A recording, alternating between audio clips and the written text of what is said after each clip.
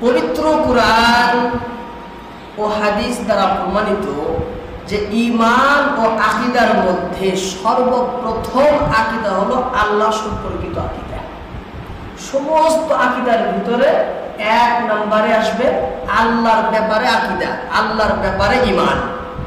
এই জন্য আমরা ঈমানে মুজমালের ভিতরে বলি আমানতু বিল্লাহি কামা হুয়া বিআসমাইহি ওয়া সিফাতিহি ওয়া কাবিলতু জামিআ আহকামিহি, কেউ কেউ বলে ওয়া আরকানিহি।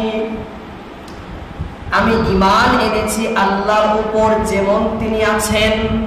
আমানতু বিল্লাহি কামা হুয়া বিআসমাইহি, আল্লাহর নাম সমূহের উপর, ওয়া সিফাতিহি, আল্লাহর গুণাবলীর উপর, ওয়া কাবিলতু, আমি গ্রহণ করেছি, জামিয়া আহকামিহি, আল্লাহ তাআলার সকল আদেশ আজ্ঞা, আল্লাহ তাআলার সমস্ত হুকুম আহকাম।